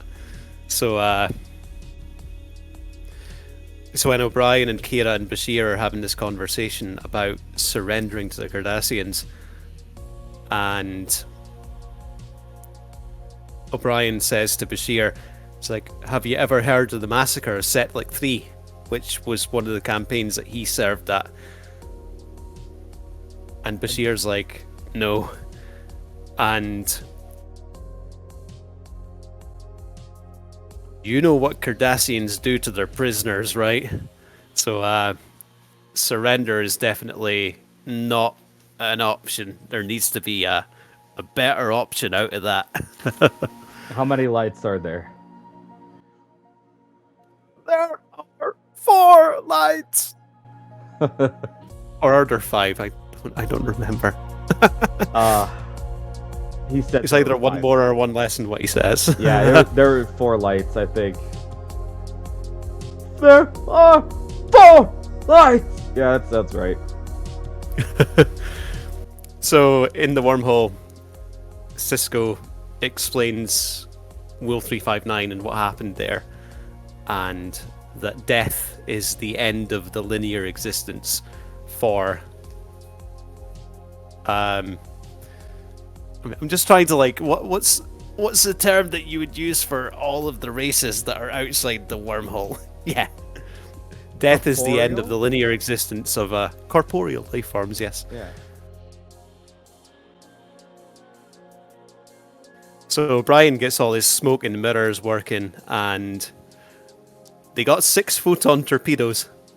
So the Cardassian Gul Dukat, they hails the station. He's like, so what's your response to the surrender? And Kira just starts shooting the photon torpedoes at him. There's your response. There you go. That's our answer. That's basically and then the his same aide. thing as the guy who I heard I don't know if it was World War I or II, but essentially the opposing side had sent an order to surrender. We got you surrounded or whatever, and whoever was in charge, their commander, just sent back nuts. I think I've heard about that one. Yes. So Gul Dukat's aide hands him this data pad. It's like, our scans show that they've got 5,000 photon torpedoes and integrated phaser banks on all levels. And he's just like, how could the Federation have installed all that and we didn't notice? Yeah, because they literally just left and the Federation just showed up, you know? And Ducat was sitting there waiting for the Enterprise to go away before he moseyed on over and went, howdy. There's another cowboy reference there for you. There's actually a lot if you think about it as a Western. So, as Jasad's sitting there, Kira in Ops notices that he's sending out a call back to Cardassia for reinforcements to come across the border, because he thinks that, well, it's potentially real, but it might be fake, but we'll need help anyway. But we don't want to leave this too long because there'll be Federation reinforcements on the way as well.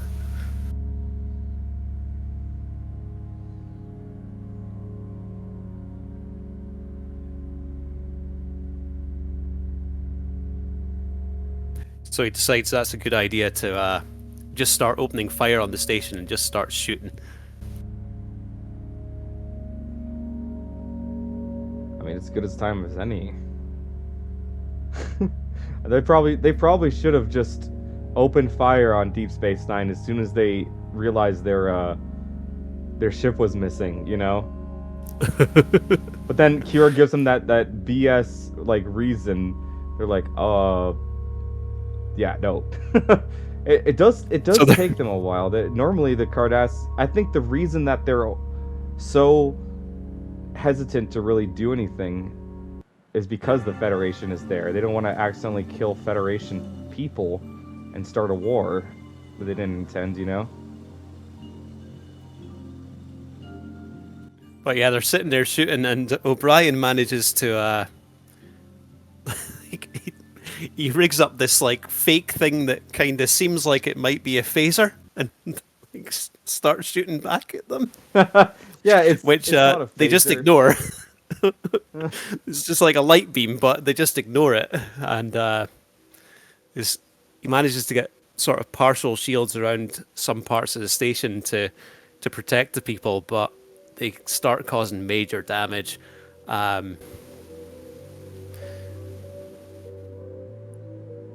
You got one of the primary power flow things needs to be sort of repaired quite quickly, or the whole promenade will go up in flames. And he just he jumps down that little hole at the front of Ops, and he just goes, "Bloody Cardassians! I just got that damn thing fixed." Chief O'Brien is just a joy the whole way through this episode, and pretty much every episode after. And for some reason, Bashir is just like sitting in Ops, doing nothing and just being a liability. And like Odo calls up, he's like, "Has anybody seen that Federation doctor? We've got injured down here." Like, oh, I better get myself down to the promenade and help out. Yeah, Julian is not super useful during the emergency. But again, it's probably just because he's a little kind of wet behind the ears at this point. But you'd think that as soon as there was casualties, that he would be right there. I mean, I think the only thing that Julian manages to achieve in this episode is dinner with Dax. Well, I mean, I think he'll take it. He'll take that W.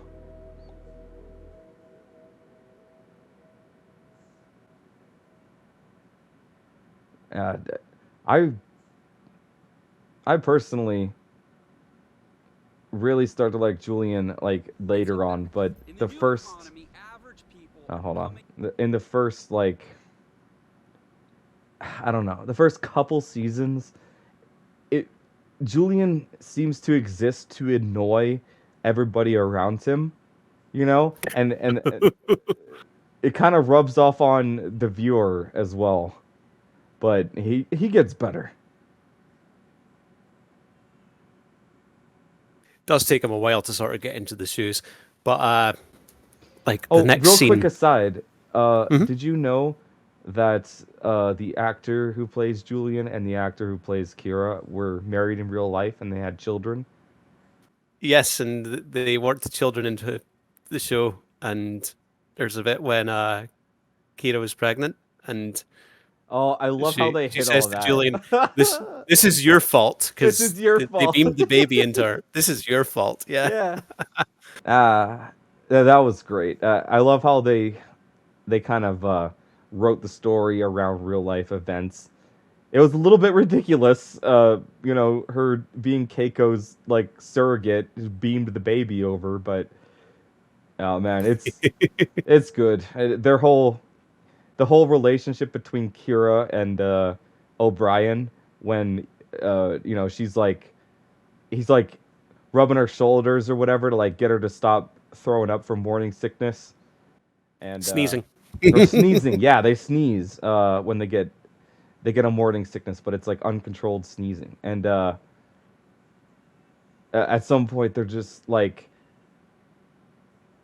oh, what does she say? She says something about like I could get used to this or something, and O'Brien's like, without thinking, he's like, oh, so could I, and then it's it's comedy gold.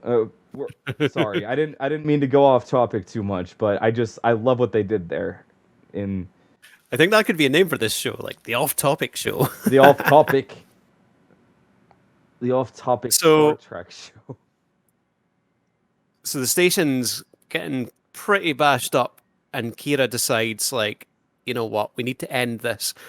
And this is really ambiguous about what she's about to do because she says to hail Jasad, and I don't know if she was going to accept the surrender or if she was going to pull some kind of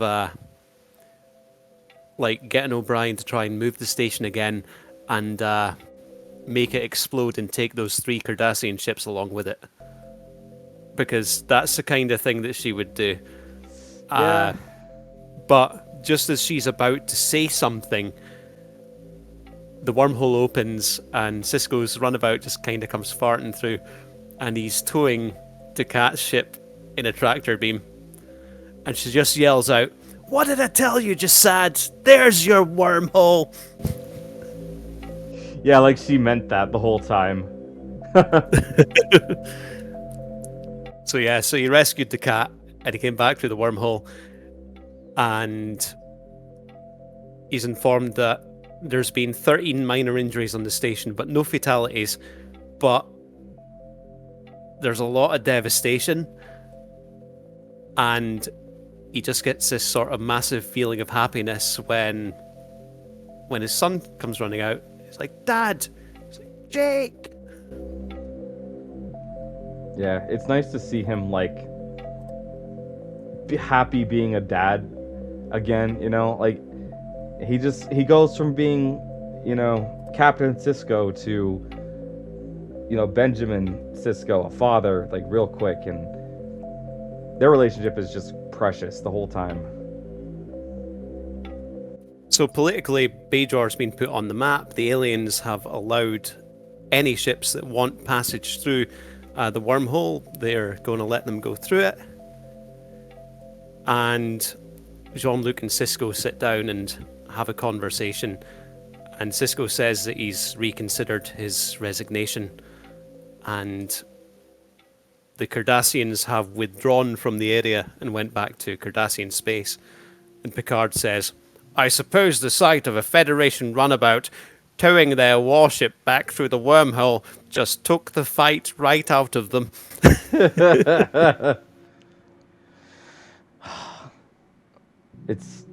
It's such a great episode. Like all it feels like everything is firing on all cylinders. Just our final scene there ends with Kira and Quark having an argument, and Kira's telling them that, like, you can't cheat your customers anymore. You need to be honest now the Federation's here. And he says, "We could talk about this over a drink." And she's like, "If you don't take your hand off of my hip right now, you'll never lift the glass again." Just Quark being Quark. He says, "I love a woman in uniform." You know, we'll have to cover like a Ferengi episode someday because oh man, those rules of acquisition, like every time they're repeated, it gets, if not a full laugh out of me, it gets a good hearty chuckle, you know.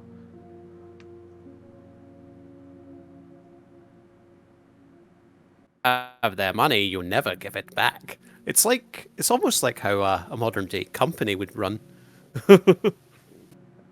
Yeah, it's got.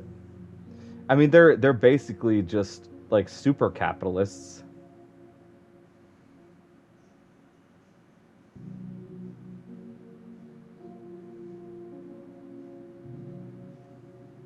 Like Jeff Bezos and Elon Musk. I don't think there's anything super about them. Capitalists, yes. Yeah, they're definitely on the latter end of the spectrum. Um, but it's nice that it kind of it like not everything is wrapped up obviously because this is literally the beginning, you know. But as far as being a pilot that is introducing, and as far as I know, this was the first spin-off after the Next Generation. So it had a lot to prove. It had a lot of, I'm sure, a lot of naysayers back in the day who, for whatever reason, just didn't think that Star Trek could work without the Enterprise and Picard and whatnot, even though we've had tons of, well, I guess probably not, most of the movies focused on the Enterprise and whatnot, so it did have a lot to prove that like people would be interested in these more side stories, these personal stories, rather than the gallivanting adventures of the Enterprise crew. Again, you know, yeah. Because I found that quite a lot of the first and second season of DS9, a lot of it's almost like Odo, sort of being an investigator and sort of almost in a Columbo kind of style, sort of looking into old cold cases, murders, old sort of terrorist actions that happened on Bajor and stuff like that. Yeah, a lot of it is focusing on the past, but it also informs whatever is going on in like the current situation, which is a trope that is, it happens a lot in DS9. Like I think like if we're gonna take this first episode as a blueprint for how you make a DS9 episode, it seems like the writers were interested in kind of bringing up the past trauma as the reason that these characters act the way that they do, but kind of having some kind of resolution, you know, towards the end that makes them grow. And it's like, it's insane because if you look at each character, season 1, episode 1, and you go all the way to the last episode of season 7, like everybody is so different. Like they're still the same person, but they are changed. All of them are.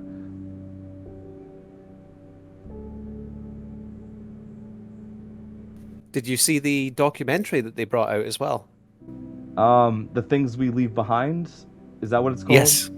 I've seen it, I think on Paramount Plus at some point, but I haven't watched it yet.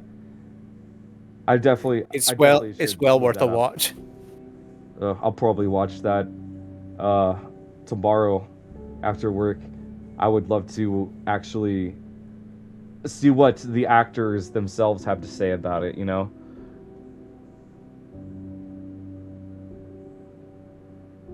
It's good to see them all back together because that was made just not too long before Aaron Eisenberg died, and Rennie Auberginois was there as well, so before he died. But yeah, a few of them ain't quite with us anymore.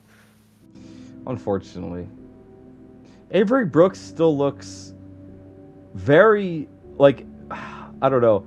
Maybe he's just such a method actor, but he seems a little bit crazy, but very happy. You know what I mean?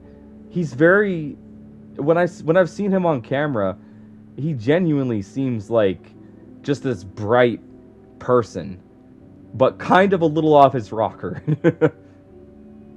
Yes, he's quite eccentric. I remember an interview between him and Bill Shatner, and he responded to the interview questions at a piano by way of song. Yeah, that sounds like something he would do.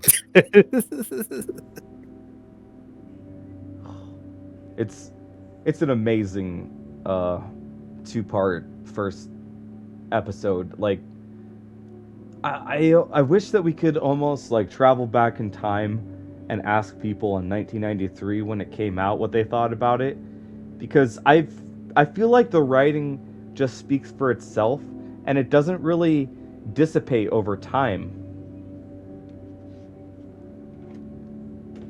Well, it is a very solidly put together story.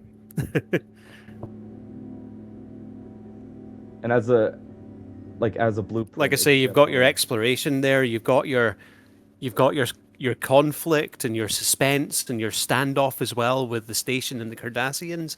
It's brilliant. Yeah, it's firing on all cylinders. Dramatic storytelling and action and lots of interesting character stuff, and it's like I think it's nice to have a pilot that you can recommend to people where they actually will like get into it, rather than being like, oh, it gets better in the second and third season. You just have to watch all of it up until then. It's fine. I hate that crutch that Star Trek has fallen into. It's like, oh well, the start of it can be rubbish, but like it'll get better eventually. Yeah. It's like, why not just work hard and be good from the start? Don't half bake things. Leave your bread in the oven for long enough. They forget that season 2 has Measure of a Man, one of my favorite episodes of TNG. So I think we've talked at length pretty much about everything about Emissary. We've sung its praises. I don't really have anything negative to say about it. Like, I can't think of anything, at least. It works. It works really well, and it's hard to dislike. And that's the thing as well. I'm thinking back on it because just before we recorded this, I just watched it and I made my notes. But there was nothing there that seemed really overly cheesy or overly like cliche. Yeah. All the humor landed properly. O'Brien being pissed off at the systems, Kira like being hot-headed. I felt that was all hilarious. But there was nothing that was like cheesy or dodgy or tropey or anything like that. Yeah, you don't have a character walking up to the camera and looking straight at it and saying, I freaking love science! Yeah, science! Science get us out of this problem. Like, oh man. Well, maybe just Bashir being the blueprint for Zap Brannigan in Futurama, but oh, why is my mind empty of Zap Brannigan quotes? Oh, the soul is willing, but the flesh is weak.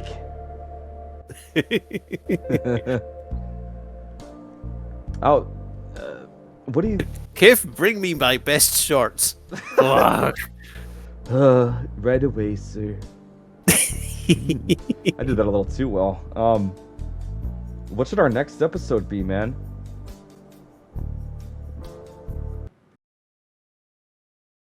Let me have a look at my list.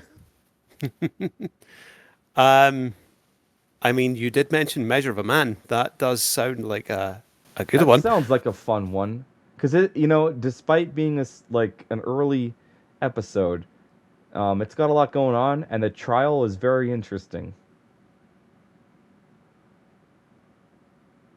And also, like, we could talk about how that relates to Star Trek Picard as well. You know what I'm talking about, like the android rights. Android rights, yeah. Yeah. Why did the Federation manufacture a bunch of datas? The world may never know. Forget about it. Now there's like a red angel or something. Who cares? I mean, that's what the lad said, wasn't it? I want every ship in the Federation to have a Mr. Data. And then Data was like, but then I would no longer be unique. Yeah, and um shoot, like they in Picard, it seems like there were datas everywhere, but they weren't like completely sentient, it seemed, or they had strict programming that didn't allow them to be completely sentient, but they definitely rebelled against the Federation, and they blew up the shipyard on Mars. Yeah, there's a lot going on there, man. You see how the Do you see how the attitude changed as soon as I mentioned Star Trek Picard? I mean, I don't know if Voyager maybe has a lot to do with that, because towards the end of Voyager, it was going into sort of like hologram rights. Right. And then in Picard, you see the holograms, and they're basically they're just very basic. I think the Federation probably pulled back and was like, maybe we shouldn't let our toasters think. You know, like have the knowledge of a data, but not the full sentience of one. I think Measure of a Man would be a good episode, though. Um, I'll actually watch it this time. It hasn't been that long since I watched Emissary, but uh, compared to you who just watched it, I missed a lot. I forgot how a lot of things happen, and when I'm reminded, I'm like, wow, that was a good choice, or that was interesting. Like, it's a great episode. I literally made a note on almost every scene, didn't I? Oh, it's fine because I'm probably gonna rewatch it now and like see a lot of things that I didn't notice before. And hopefully it'll stick around this time. I think the But one thing that we missed is we want to find out when he put the baseball on his desk. That's was something it that at I the end didn't of the think. episode? Because the baseball I always symbolizes where his like heart is or something.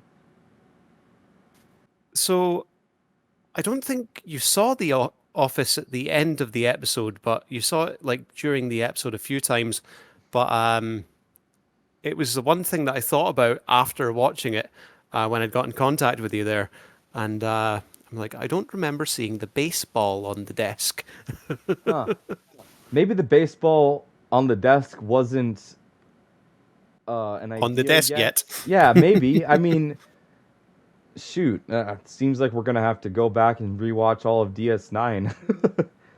When did the baseball show up? We must know. Hold on.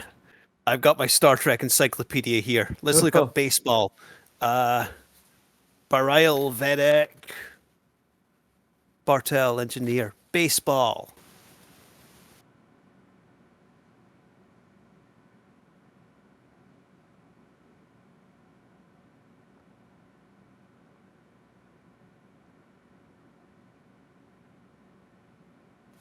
Damn, it doesn't actually mention the actual baseball itself. It just talks about the game. It talks But about the game in the Star Trek encyclopedia. Wait, is baseball any different in the 24th century?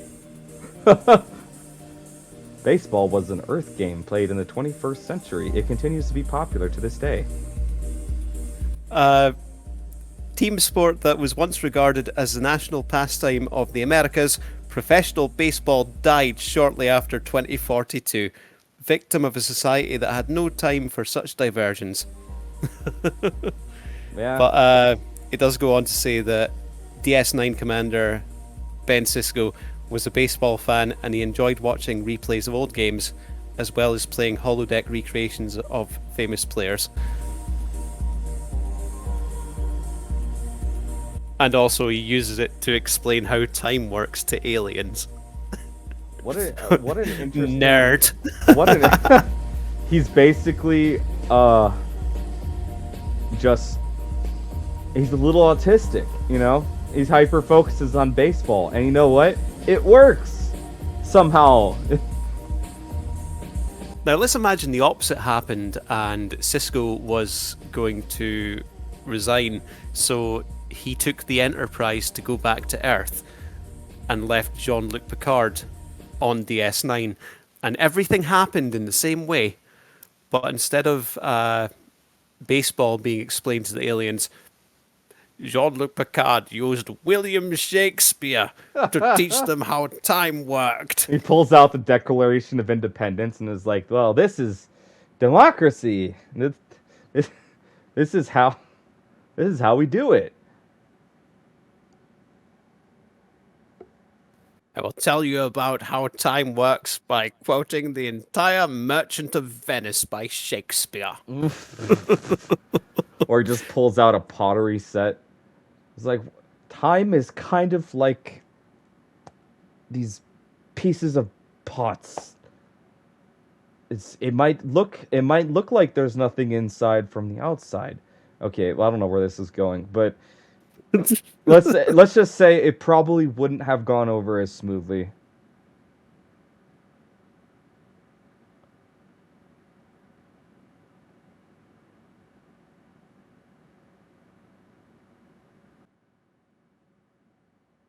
Right, well, shall we call it there? I think so. I'm a little worn out from talking so long, and I got the talking fatigue as well. We've been Yeah. here for about 2.5 hours, man. yeah, I think we both just realized that was it right there. But I had a lot of fun talking about the episode with you. I will do my proper research. The next time we do this, I will watch the episode probably right before we get on to record. That way, it's both fresh in our memories, and maybe I might catch some things that I didn't last time. Before we started recording, I mentioned this to Stu when I was watching an episode of TNG where there's like kind of like a Salem witch trial situation happening. Like the lady who's the prosecutor has a gallows on her neck, and that's not something that I noticed. It's something that my girlfriend noticed watching it with me for the first time. So it's like, even, I mean, 93 was like 30 years ago. Oh my god, like even 30 years ago, like this stuff is ancient in like internet time, and yet people are still finding things that they didn't before. And that's what I think is really special about going back and watching old Trek. But I think we're gonna call it here, folks. I will hand it over to your boy Stu. Ladies and gentlemen, we'll catch you in the next one. Peace.